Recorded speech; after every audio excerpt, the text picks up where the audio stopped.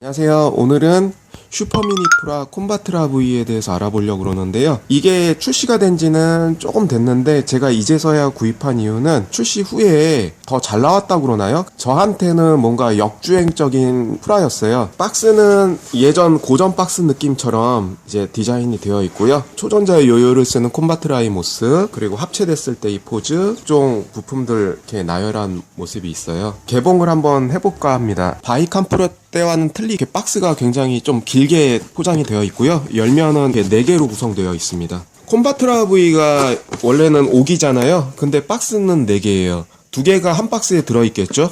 1번 박스, 2번 박스, 3번 박스, 4번 박스. 1번 박스에는 뭐가 들어있는지 한번 열어보겠습니다. 바이칸프 때와는 틀리게 박스가 4개라고 검은 4개 들어있어요. 이제 한 박스에 하나씩 들어있고요. 이거는 설명서가 1번 박스에는 2장이 들어있고요. 1번 박스 설명서는 이제 콤바트라가 다 완성이 됐을 때를 대비해서 전체적인 합체의 순번, 합체에 대한 내용이 들어있고요. 설명서가 2장인데 역시나 1호기랑 5호기가 같이 들어있어요. 1번 박스에는요.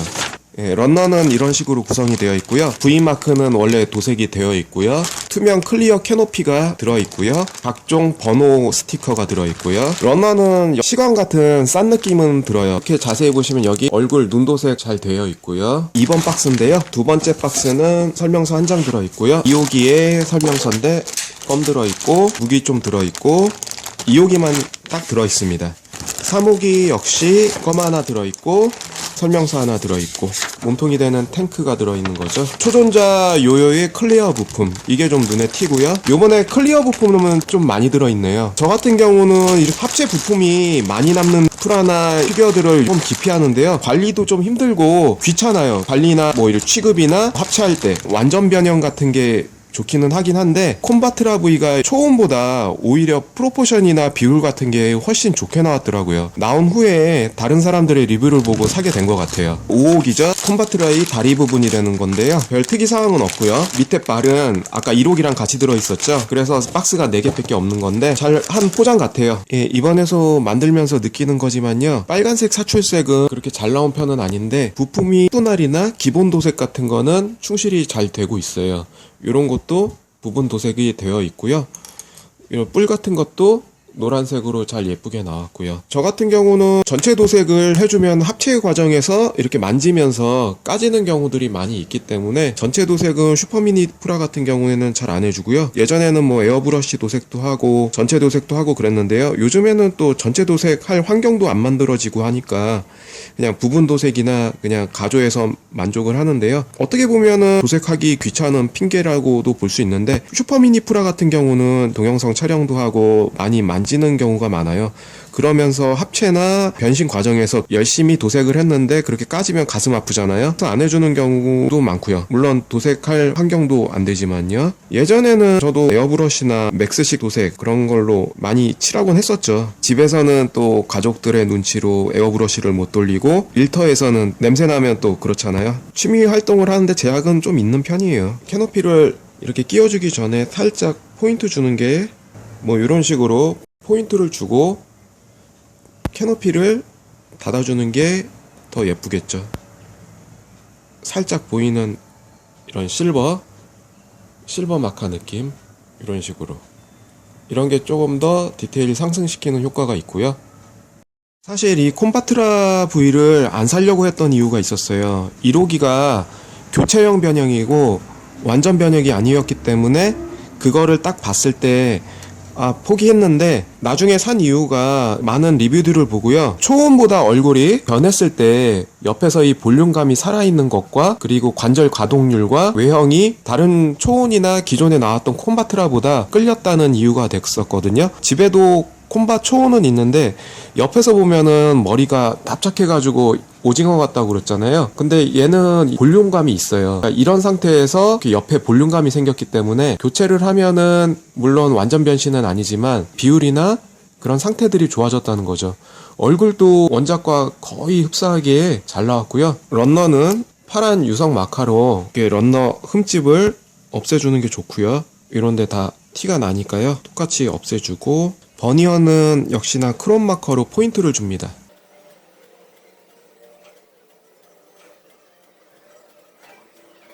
칠한 부분, 안 칠한 부분이 차이가 확연히 드러나죠. 크롬 마커로 버니어를 칠해줬습니다. 여기도 역시나 캐노피 닫아주기 전에 포인트를 주면은 좀 좋을 것 같아요. 이제 요 정도 포인트죠. 이렇게 포인트 칠해주고 캐노피 닫아주면 이런 디테일도 살아나고요. 랜딩 기어 쪽도 포인트 주고요. 요런데 이렇게 포인트 주고, 다리 기믹에 드릴이 나오는 부분이 있는데요. 이런 부분에 크롬 마커를 칠해주면 효과는 탁월한데 열고 닫을 때마다 이 부분이 좀 뻑뻑해요. 그래서 이 부분을 좀 길들여 줘가지고 잘 나오게끔 길을 다듬어 줘야 되는데, 끼게 되면은 폼에다가 걸고서 손톱 같은 걸로 밀어줘야 되거든요. 처음에 뻑뻑하기 때문에 이 부분을 다듬어 줘야 돼요. 칼 같은 걸로 뻑뻑한 부분을 이렇게 살짝씩으로, 살짝만, 너무 많이 하면은 부품이 빠지거든요. 살짝만 이렇게 다듬어 주는 거예요. 길을 좀 터주고요. 이 부분만 딱 걸어서 나오게끔, 스무스하게 나오게끔. 처음엔 이 부분이 뻑뻑하기 때문에 이 부분을 길을 좀 다듬어 주면은 슬라이드가 좀 스무스하게 이동이 되죠. 뒤쪽에 버니어나 크롬 마커 칠해줬고요. 이쪽 덕트 부분도 칠해줬습니다. 여기도 칠해줄게요. 이래서 더 깔끔해졌습니다. 발 부분의 캐노피도 밑부분을 칠해주고 캐노피를 씌워주는 거랑 그냥 씌워주는 거랑은 맑기의 차이가 있기 때문에 아무래도 마커를 칠해주고 캐노피를 덮어주는 게 좀 더 반짝거리는 효과가 납니다. 가슴과 팔이 되는 이 이호기도요. 이쪽 부분에 크롬 포인트를 주고요. 여기다가 이제 캐노피를 덮어주면은 더 반짝이는 캐노피가 됩니다. 크롬 마커 같은 게 없으시면은 여기 제공되는 스티커 있죠? 요 모양으로 이렇게 살짝 이렇게 가위로 잘라서 붙여주시고 캐노피를 닫아주시면은 비슷한 효과를 볼 수 있습니다. 이런 식으로요. 좀 더 빛나게 되죠. 1, 2, 5호기를 만들어 봤는데요. 1호기 같은 경우는 뭐 별 문제가 없어요. 이거 자체로 그냥 변형이 안 되는 스타일이니까요. 요것도 교체 머리 참 잘 나오긴 했어요. 얼굴색 같은 경우는 특별히 칠해주지 않더라도 색분할도 잘 돼 있고 가조림만 해도 멋질 거예요. 5호기 같은 경우는 여기가 굉장히 빡빡해요. 합체핀인데 가공을 해서 좀 부드럽게 만들어줬어요.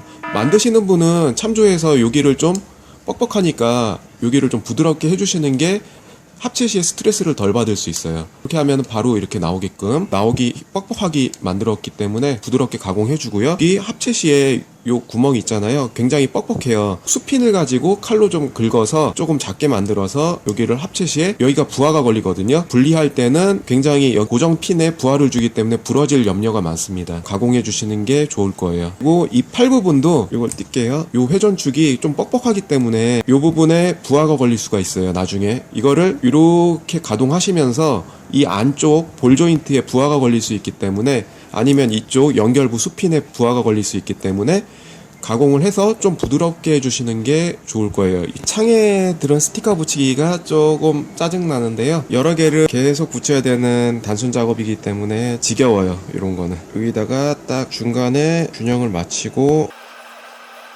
네 군데를 내면을 다 붙여야 되기 때문에, 그리고 이렇게 붙이면은 옆쪽은 이렇게 살짝 뜨는 감이 있어요. 뜨는 감이 있기 때문에 마커로 요 경계 부분을 또 이렇게 이어주면 되죠.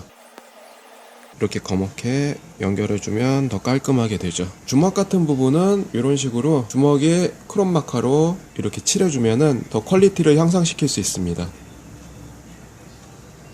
이 캐터필러 먹선 넣는 것만 짜증이 날 뿐이에요. 먹선 넣는 부분이 좀 많이 있어서 그 부분만 빼면은 뭐 특별하게 주의할 점이나 어려운 점은 없습니다. 4호기 배틀마린의 이 다리 부분인데요. 버니어 노즐 부분을, 이 부분을 이제 칠해주면 좋을 것 같아요. 버니어 안 칠해준 부분과 칠해준 부분의 비교입니다. 다 완성을 해봤는데요. 1호기부터 5호기까지 1호기 배틀제트 같은 경우 이렇게 제가 색칠해서 완성했고요.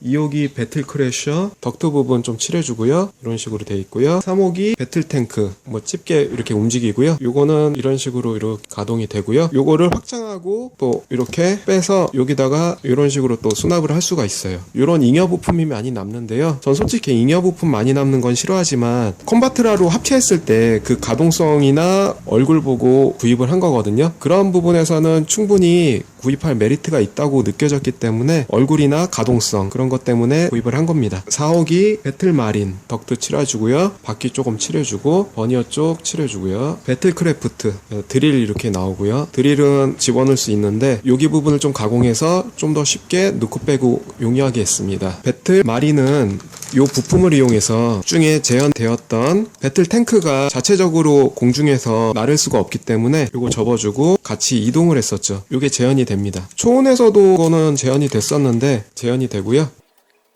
다 이렇게 투명 캐노피로 되어 있어서 훨씬 보기가 좋습니다. 날개 파츠가 잉여 파츠가 되지만 프로포션에 있어서는 다른 변형 초원보다는 비율이 좋아졌다는 거죠. 날개 비율이나 로봇 비율 같은 게요. 잉여 부품이 상당히 많이 남아요. 초원도 완전 변형이 되면서요. 아주 완전 변형까지는 아니에요. 예전에 이 2호기에 이 부분, 이 엔진 부분은 탈착으로 재현을 해줬어야 돼요.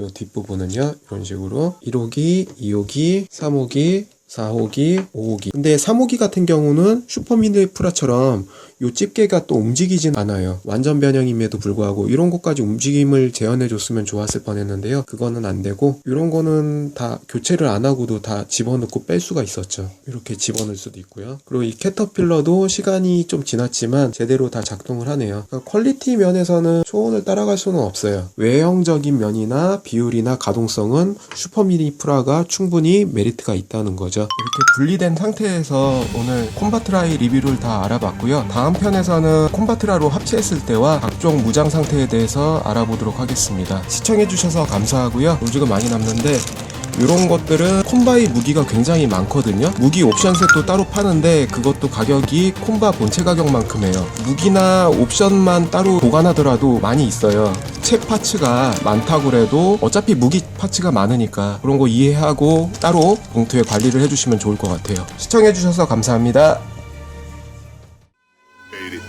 Now I done grew up around some people living their life in bottles. When they have the golden flask, like the bigger day in Chicago. Some people like the way it feels, some people want to